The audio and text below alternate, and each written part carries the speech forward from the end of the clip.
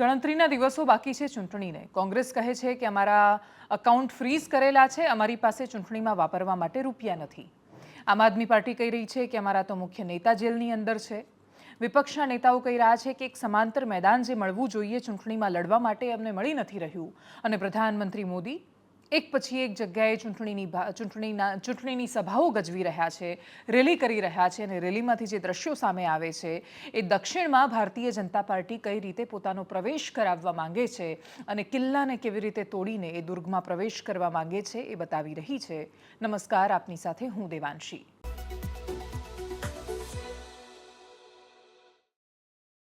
ગુજરાતની રાજનીતિના અનેક સમાચારો વિશે વાત કરતા પહેલા ક્ષત્રિય આંદોલન અને વિવાદનું સમાધાન કેવી રીતે થશે એના પર પણ વાત કરતા પહેલા સૌથી પહેલા વાત કરવી છે એવા રાજ્યોની જ્યાં ભારતીય જનતા પાર્ટી આ વખતે પ્રવેશ કરવાના સંપૂર્ણ પ્લાન સાથે તૈયાર છે. કયા છે એ રાજ્યો? શું કામ એ રાજ્યોમાં જીત ભારતીય જનતા પાર્ટી માટે આટલી મહત્વની બની જાય છે? અને શું કામ એ રાજ્યોની અંદર પોતાના પ્રવેશ માટે ભારતીય જનતા પાર્ટી તરફથી પ્રધાનમંત્રી મોદી દિવસ રાત એક કરીને સતત પ્રવાસ કરી રહ્યા છે? પૂર્વના રાજ્યો પર ભારતીય જનતા પાર્ટી જે રીતે નજર કરી રહી છે, દક્ષિણમાં પ્રવેશની જે રીતે કોશિશ કરી રહી છે, તેલંગાણા, ઓડિશા, પશ્ચિમ બંગાળ, તમિલનાડુ, આંધ્રપ્રદેશ, બિહાર અને કેરળ 204 બેઠક થાય છે. 2014માં ભારતીય જનતા પાર્ટી 204માંથી ખાલી 29 બેઠક મેળવી શકી. 2019માં એ આંકડો વધીને 47 પર પહોંચ્યો. પણ 50ની અંદર આ બેઠકો પર સમેટાઈને રહી જાય છે ભારતીય જનતા પાર્ટી. આ વખતે તમે છેલ્લા 1-2 મહિનામાં નજર કરશો તો પણ 7થી વધારે વાર પ્રધાનમંત્રી મોદી તમિલનાડુમાં જઈ ચૂક્યા છે. અને ખાલી આ 2-3 મહિનામાં ફેબ્રુઆરી, માર્ચમાં જ આટલો પ્રવાસ કર્યો છે એવું નથી. 9 અને 10 તારીખ આજે પણ પ્રધાનમંત્રી મોદી તમિલનાડુમાં અલગ અલગ જગ્યાએ સભા સંબોધી રહ્યા છે. આંધ્રપ્રદેશ, તેલંગાણા પર એટલું બધું ફોકસ કરી રહ્યા છે કે કર્ણાટક સિવાય દક્ષિણ ભારતના નકશામાં ભારતીય જનતા પાર્ટી ક્યાંય દૂર દૂર સુધી નથી દેખાતી. ત્યાં એકવાર પ્રવેશ મળી જાય. તમને યાદ હોય તો પ્રધાનમંત્રી મોદી માટે એવું કહેવાતું કે જે પણ મહેમાન દુનિયાના આવે છે એ બધાને તો એ ગુજરાતમાં લઈને આવે છે. ક્યારેક શી જિનપિંગને રિવરફ્રન્ટ પર ઝૂલે ઝુલાવે છે, તો ક્યારેક એ ઝુલાવતા ઇઝરાયલમાંથી નેતન્યાહુને લઈને આવે છે, જાપાનમાંથી શિન્ઝો આબેને લઈને આવે છે અને સૌથી મોટું જેના પર વિશ્વની મહાસત્તા તરીકે બધાની નજર હોય છે એવા અમેરિકાના રાષ્ટ્રપ્રમુખ આવે તો પણ ડોનાલ્ડ ટ્રમ્પ ગુજરાતમાં, અમદાવાદમાં નમો સ્ટેડિયમમાં આવતા હોય છે. આ બધાની વચ્ચે પ્રધાનમંત્રી મોદી જાણે પ્રણાલીને તોડતા હોય અને બીજા કોઈ એક રાજ્યની સાથે પોતાનું જોડાણ છે એવું જોડાણનો અહેસાસ કરાવતા હોય એવા રાજ્યમાં એટલે કે તમિલનાડુમાં પ્રધાનમંત્રી મોદી ચાઇનાના રાષ્ટ્રપતિ શી જિનપિંગને લઈને ગયા હતા. એના પછી નવી પાર્લામેન્ટ બની. સેંગોલની સાથે પ્રવેશ કરવાની જ્યારે વાત આવી કે પછી દક્ષિણના પંડિતો જે રીતે મંત્રોચ્ચાર કરતા હોય એવા મંત્રોચ્ચાર અને પરંપરાઓ સાથે તમિલનાડુની સંસ્કૃતિની સાથે જોડાણ હોય એ રીતે એમણે નવી સંસદના નવા ભવનમાં પ્રવેશ કર્યો. આ બધું જ સાંકેતિક હતું.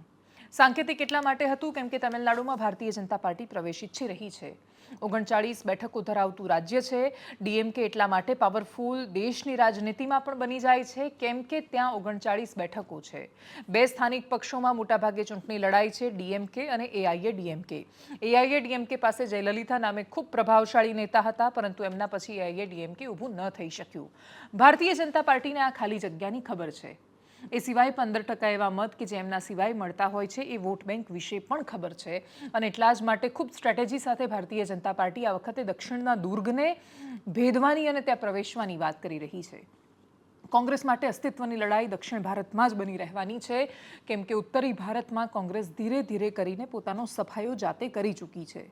જ્યાં સફાયો નહોતો થયો ત્યાં કોંગ્રેસના નેતાઓ ઓલરેડી છોડીને જઈ ચૂક્યા છે. અને એટલા જ માટે તમિલનાડુની બેઠકોના જૂના પરિણામ ડીએમકેને 23 બેઠકો આવી, કોંગ્રેસને 8 બેઠક મળી, એઆઈએડીએમકે માત્ર 1 પર સમેટાયું, ભારતીય જનતા પાર્ટી 0 બેઠક પર હતી, અન્ય 6 પર હતા. આ પરિણામોની વચ્ચે ભારતીય જનતા પાર્ટી શૂન્યમાંથી આગળ પ્રવેશ કરવા માંગે છે. હવે 1 બેઠક પર પ્રવેશ કરે છે કે 6 કરે છે કે 5 કરે છે કે 4 કરે છે આંકડો કોઈને ખબર નથી. પણ જો પ્રવેશ નથી થતો તો ભારતીય જનતા પાર્ટીએ પોતાની જેટલી શક્તિ, સમય અને ઉર્જા ત્યાં વાપરી છે એ બધાનો વેડફાટ સાબિત થવાનો છે કેમ કે બાકીના બધા રાજ્યોમાં એક સાથે ચૂંટણી છે. 19 તારીખે પહેલી ચૂંટણી થવાની છે. બિહારમાં જમુઈ જેવી બેઠક પર મતદાન છે જ્યાં પ્રધાનમંત્રી મોદી ઓલરેડી પોતાના ભાષણની શરૂઆત કરી ચૂક્યા છે. ચિરાગ પાસવાનની એ બેઠક છે, ગઠબંધનમાં ગયેલી બેઠક છે. બિહારમાં ભારતીય જનતા પાર્ટીએ ગઠબંધનમાં ઓલરેડી ઘણું બધું કોમ્પ્રોમાઇઝ કર્યું છે. એ બધાની વચ્ચે જ્યારે અહીંયા તમિલનાડુમાં આટલી મહેનત કરવામાં આવી રહી છે ત્યારે એના પરિણામ કેવા મળશે એના પર બધાની નજર રહેવાની છે. પશ્ચિમ બંગાળમાં ભારતીય જનતા પાર્ટી ખરેખર સૌથી મોટો પક્ષ બનીને ઉભરે છે. ટીએમસીને કેવો પડકાર આપે છે એના પર પણ નજર રહેશે. સૌથી મોટી વાત 2026માં તમિલનાડુમાં રાજ્યની ચૂંટણી આવવાની છે. રાજ્યની ચૂંટણી પર પણ ભારતીય જનતા પાર્ટીની નજર હોઈ શકે છે અને એટલા જ માટે સૌથી શરૂઆતમાં તમિલનાડુ વિશે વાત કરવાની અને એના દ્રશ્યો બતાવવાની વાત એટલા માટે કેમ કે આ વખતે દેશની ચૂંટણીમાં ભારતીય જનતા પાર્ટીનું ફોકસ ના ગુજરાત પર છે, ના ઉત્તર પ્રદેશ પર છે, ના બિહાર પર છે. ગઈ વખતે એવું હતું કે હજુ પણ એવું લાગતું હતું કે 80 બેઠકો છે એટલે યુપી ફોકસ પર છે, 40 બેઠકો છે તો બિહાર પર ફોકસ છે. પશ્ચિમ બંગાળમાં ખૂબ મહેનત તેની રાજ્યની ચૂંટણીમાં કરવામાં આવી. આ વખતે સૌથી વધારે મહેનત પ્રધાનમંત્રી મોદી જો કોઈ જગ્યાએ કરી રહ્યા હોય તો એ તમિલનાડુમાં કરી રહ્યા છે અને એના પછી સ્થાનિક નેતાઓ પોતાનું જે પરિણામ હતું એને યથાસ્થિતિ ટકાવી રાખવા માટે રાજસ્થાનમાં મહેનત કરી રહ્યા છે. એનું કારણ સૌથી મોટું એ પણ છે કે રાજસ્થાનમાં પહેલા અને બીજા ફેઝમાં ચૂંટણી છે અને શરૂઆતના તબક્કામાં જ્યારે મતદાન થવાનું હોય ત્યારે મોટાભાગે નેતાઓની નજર ત્યાં જતી હોય છે. ગુજરાતમાં 26માંથી 26 ભારતીય જનતા પાર્ટીએ માની લીધું છે કે આવવાની છે. રાજસ્થાનમાં 25માંથી 25 પર ઘણી બધી 2-3 બેઠકો એવી છે કે જે શંકાની આજુબાજુ જતી રહી છે અને શંકાની સોય જ્યાં જાય, જ્યાં ખૂબ દમદાર ચહેરાઓ મેદાનમાં ઉતરે ત્યારે ઘણું બધું ધ્યાન રાખવું પડતું હોય છે અને એટલા જ માટે રાજસ્થાનની 25, ગુજરાતની 26, મધ્યપ્રદેશની બેઠકો એ ભારતીય જનતા પાર્ટીના ફોકસમાં જ નથી.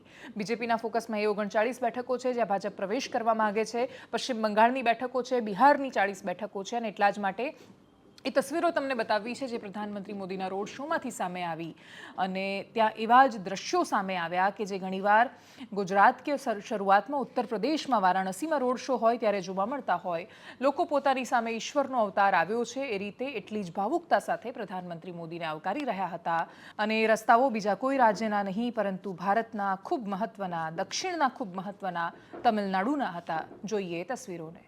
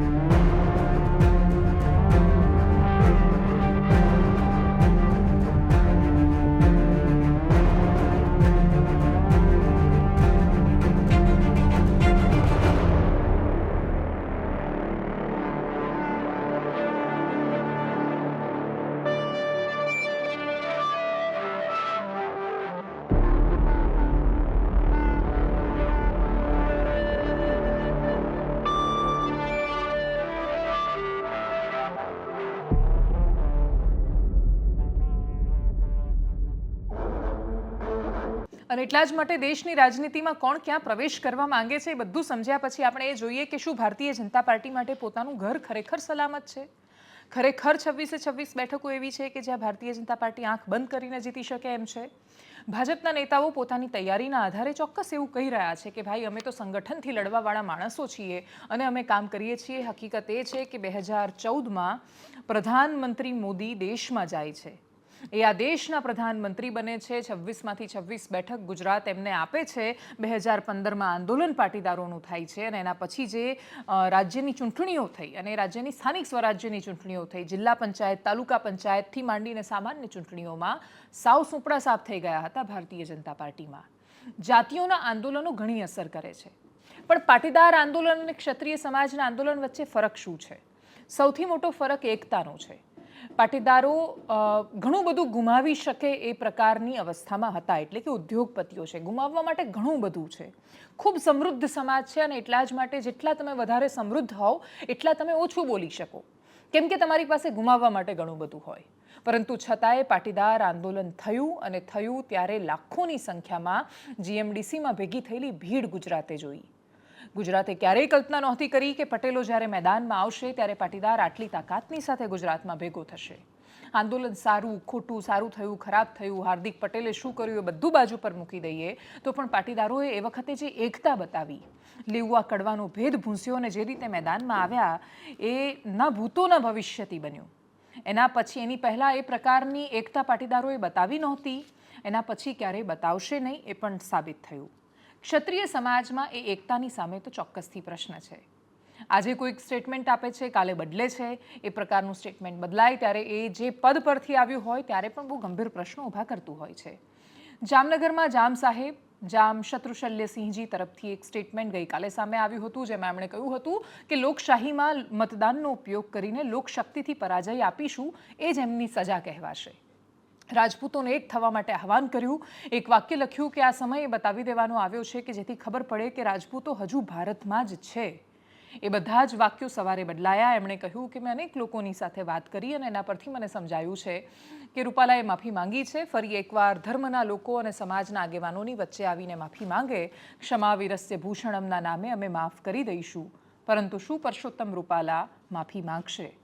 જો માફી માંગે તો માફ કરી દેવાના એ પ્રકારનું આખું મેદાન તૈયાર થઈ ગયું છે. ક્ષત્રિય સમાજમાં એકતા નથી એ તો બહુ જ સ્પષ્ટ રીતે સમજાય છે. વાત સ્વાભિમાનની આવે. સૌથી મોટો જેમ કે ઉદાહરણ તરીકે ગઈકાલે રાજ શેખાવતની જે પાઘડી ઉતારવામાં આવી અને જેના પર સર્કલ કરીને અમે વારંવાર બતાવી રહ્યા હતા, એ પોલીસ ઇન્સ્પેક્ટરની પણ એક જાતિ છે. ભલે એ ગુજરાત પોલીસનું પ્રતિનિધિત્વ કરે છે અને એ જ્યારે પોતાની ડ્યુટી પર હોય ત્યારે એમની કોઈ જાતિ નથી હોતી. એમણે એ સાબિત કર્યું કે ગુજરાત પોલીસમાં છે, એમની કોઈ જાતિ નથી. પરંતુ જો તમે ક્ષત્રિય સમાજમાંથી આવતા હો તો તમને ખબર જ હોવી જોઈએ કે પાઘડીનું સન્માન જળવાવું જોઈએ, પછી કોઈ પણ વ્યક્તિનું છે. અને એટલા જ માટે રાજ શેખાવતની સાથે કદાચ એમના સમાજનો એક વિશાળ હિસ્સો એવો છે કે જે સહમત નથી. એ કહે છે કે ભાઈ તમે રાજસ્થાનથી ચૂંટણી લડી રહ્યા છો, તમે ગ્રાઉન્ડ રાજસ્થાનમાં બનાવ્યું છે, તમે અહીંયા આવીને વાત કરશો તો સંકલન સમિતિએ પણ ચોખ્ખું કહ્યું કે ભાઈ અમે એમની સાથે નથી. પરંતુ પાઘડીનું અપમાન થાય ત્યારે મોટાભાગના સમાજના લોકો એ વાતની સાથે હોય છે.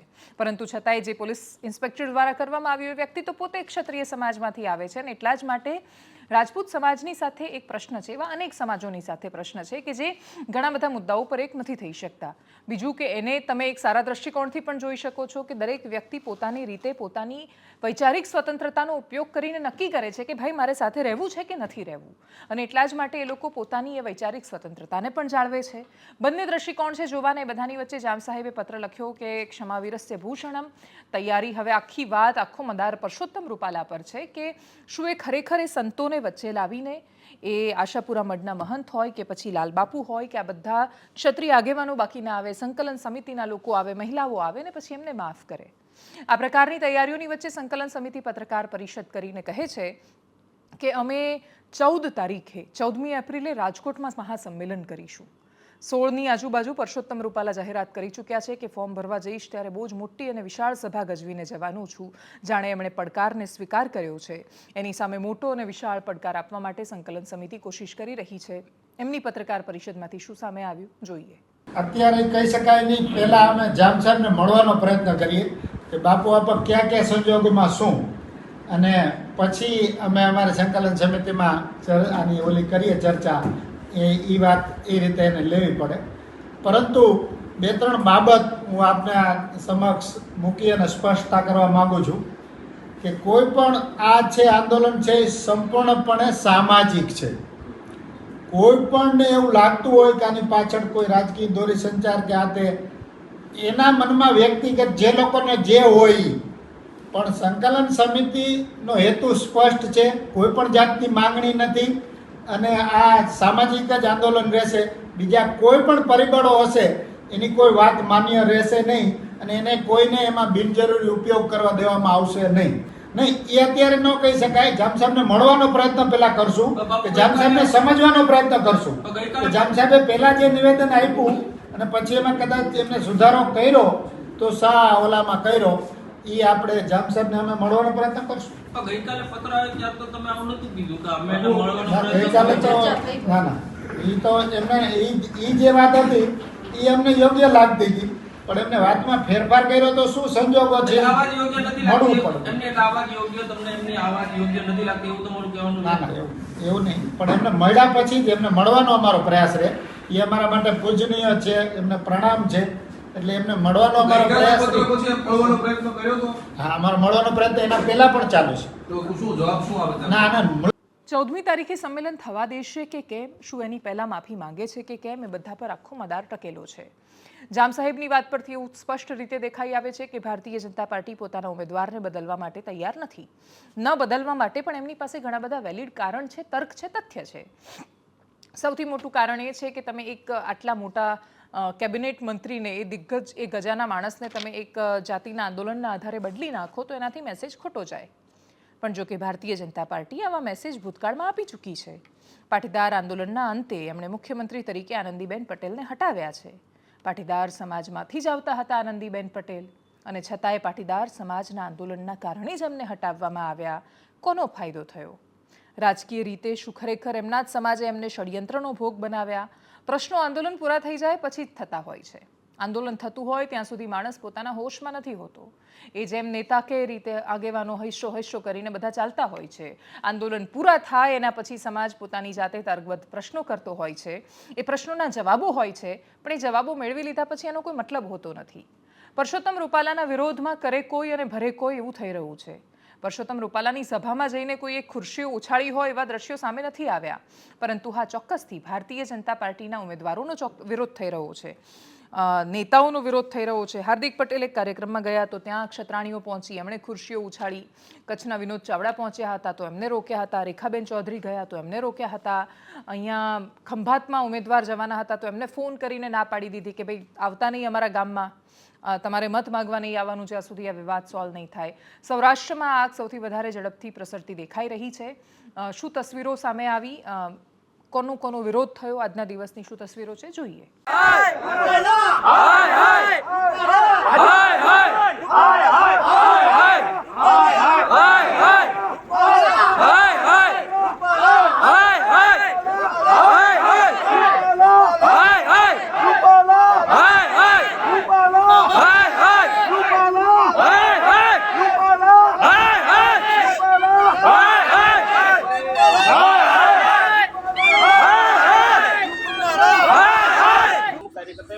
ડમી પોસ્ટર બનાવી મેં આ ફેસબુક સાથે જોડાયું, તમારી ફેસબુક ઉપરથી મેં જોયું એ તો સાચી વાત.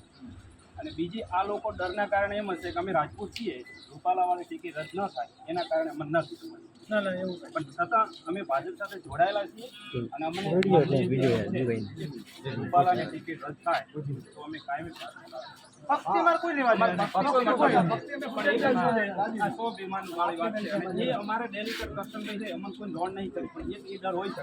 આજ વિવાદમાં વલસાડના લોકસભાના ઉમેદવાર કોંગ્રેસના નેતા વાંસદાના ધારાસભ્ય અનંત પટેલે પણ ઝંપલાવ્યું છે.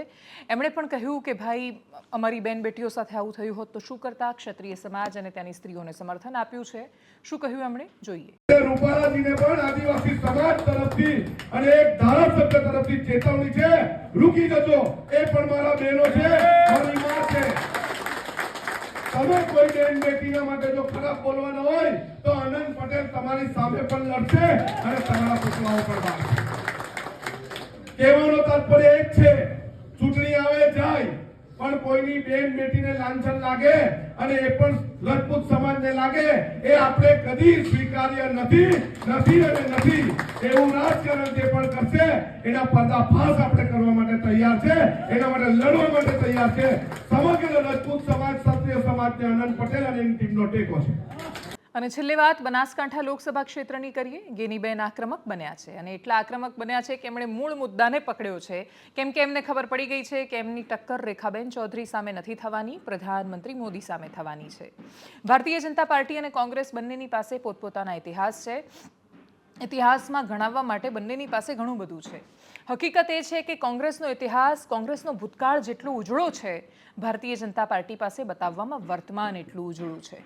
અને એટલા જ માટે ઇમારત બહુ જ મોટી બની જાય ને બહુ જ સુંદર હોય, એના પછી કોઈ યાદ નથી રાખતું કે પાયાના પથ્થરો કેટલા હતા. પાયો તમને મજબૂતી આપે છે, પણ એ પથ્થર કેવા રંગનો છે અને શું કર્યું એ બધું કોઈ યાદ નથી રાખી શકતું. અને એટલા જ માટે જનસંઘની 2 જ બેઠકો હતી, એની પહેલાં ભારતીય જનતા પાર્ટી આ વગેરે, એમની પાસે જેમ કોંગ્રેસની પાસે બહુ જ મોટો આધાર છે કહેવા માટે, કેમ કે એમના એટલા બધા પ્રધાનમંત્રીઓ હતા, એટલા બધા પ્રધાનમંત્રીઓ દેશના એવા શરૂઆતના સમયમાં આવ્યા કે જ્યાં સામે કોઈ સ્પર્ધા નહોતી. એમણે કામ પણ બહુ અદ્ભુત કર્યા છે. હમણાં જ કોંગ્રેસના નેતાએ એક મેસેજ કર્યો હતો વોટ્સએપ પર, અને જે બધો ખાસો તર્કબદ્ધ અને સાચો હતો કે આપણે જેને મહારત્નો કહીએ છીએ, તમે સેલ, ONGC અને કોઈ પણ તમે કંપનીઓ લઈને જોઈ લો, તો એ બધી જે મહારત્ન સંસ્થાઓ છે, કંપનીઝ છે, બધી કોણે બનાવી? તો કોંગ્રેસના શાસનમાં બની. IIM, IIT થી માંડીને બહુ લાંબો ઇતિહાસ છે એમની પાસે કહેવા માટે. આ દેશની દરેક સરકારોએ ખાસું કર્યું હોય છે. કોઈની નીતિ સાચી સાબિત થાય છે, કોઈની નીતિ આગળ જતાં ખોટી સાબિત થાય છે. અને એટલા જ માટે એમને પોતાની રીતે ચૂંટણી સમયે મૂલવવા વસ્તુ અલગ છે, બાકી કોઈ પણ સરકાર પ્રતિબદ્ધતા સાથે કામ નહોતી કરતી એવું કહેવું બહુ ખોટું સાબિત થતું હોય છે. દરેક લોકો પોતપોતાના હિસ્સાના કામ કરતા હોય છે. પણ કોંગ્રેસની પાસે નરસિંહ રાવ પછીના સમયમાં મનમોહન સિંહ બહુ સારા પ્રધાનમંત્રી, પરંતુ ખીચડીની સરકારમાં થયું શું? ઘણીવાર સજ્જનોનું મૌન વધારે ઘાતક સાબિત થતું હોય છે. અને એટલા જ માટે છેલ્લા 10-15 વર્ષની સરકારો જે એક પેઢીએ જોઈ, એની પાસે UPA સરકાર હતી, એ કોંગ્રેસની સરકાર નહોતી અને કોઈની પાસે ગણાવવા માટે એટલું બધું નહોતું. ઉપરથી ABCD નામે કૌભાંડોની યાદી હતી. અત્યારે પણ કૌભાંડો નથી એવું તો નથી. ઇલેક્ટોરલ બોન્ડ પોતાની અંદર જ બહુ મોટો સ્કેમ છે, પરંતુ છતાંય એને આક્રમકતાથી કોણ ઉપાડી શક્યું છે, અથવા જનતાની અંદર કોણ એવું માનસ બનાવી શક્યું છે જનતાનું કે નહીં, આ બધી જગ્યાએ પ્રશ્નો થયા છે. ઘણું બધું છે જે સામાન્ય અને સર્વ સ્વીકાર્ય થઈ ગયું છે. પ્રજાનું માનસ ઘણી હદે બદલાયેલું છે. ભારતીય જનતા પાર્ટી પાસે વર્તમાનમાં ઘણું બધું લાંબુ છે કહેવા માટે. અને એટલા જ માટે ગિનીબેન ઠાકોર નરેન્દ્ર મોદીની સામે જ્યારે લડવા જઈ રહ્યા હોય ત્યારે એ પોતાના ઇતિહાસને નહીં પણ વર્તમાનને યાદ કરશે. ગિનીબેને એ જ રીતે આખી વાતને મૂકી અને પ્રસ્થાપિત કરી. એમણે કહ્યું કે છોકરી જોવા જાઓ ત્યારે છોકરીને જોવાની હોય, એના પપ્પાને ન જોવાનું હોય. પરંતુ ગિનીબેન જો કે ભૂલી રહ્યા છે કે આપણે ત્યાં તો ખાનદાન જોવાની પરંપરા હોય છે. એ બધાની વચ્ચે લોકો ખાનદાન જુએ છે કે ખાનદાન ગમે તેવું હોય છોડી દો, છોકરી કે છોકરો સારો છે ને, આખી જિંદગી એની જોડે રહેવાનું છે, ખાનદાન જોડે થોડું રહેવાનું છે, એ પ્રકારનું પણ લોકો માને છે. સાંભળીએ ગેનીબેનને. વિચારીને આદરવું પડે, અને વિચારીને આદરા તો વાંધો ના આવે. ઉમેદવાર બધા ભાષણ પાછા એવા કરે કે તમે મોદી સાહેબને જોઈને વોટ આપજો. ઠાકરસિંહભાઈ ઘણી વખત કે 2-3 ઠેકાણે ભાષણમાં કીધું કે આપણે દીકરાનું હગું પૂછવા જઈએ ત્યારે આપણે પેલો મૂર્તિયાને જોવાનો હોય કે એના બાપને જોવાનો હોય? આ તો એમ કે તમે મોદી સાહેબને જોજો, એના પણ પહેલો તો મૂર્તિયા જોવા પડે. બધા બે ભાઈ ચેવો છે, આ એની મિલકતી તો બરોબર છે, પણ પેલું તો એને જેને જોવા ગયા એને જોવા પડે. ઈ ગમે તો આગળની વાત હોય, પછી બીજી બાકીની વાત પછી. અને રાજકારણને એમને કાંઈ લેવા દેવા ને, ભાજપને એમને કાંઈ લેવા દેવા ને, 9 લે ને 13 તૂટે એ સ્થિતિનું નિર્માણ થયું છે. ત્યારે હું આપ સૌને કંસારી ગામના તમામ સમાજને 2 હાથ જોડીને વિનંતી કરું. એક તો માઇક ખૂબ સારું રાખ્યું છે ખેગારભાઈ, એટલે નહીતર તો આટલી વાર બેહી ગઈ હોત. એટલે તમે બધા જ 15મી તારીખે ફોર્મ ભરાવા આવજો અને 7મી તારીખે પંજાને વોટ આપીને વિજય બનાવજો.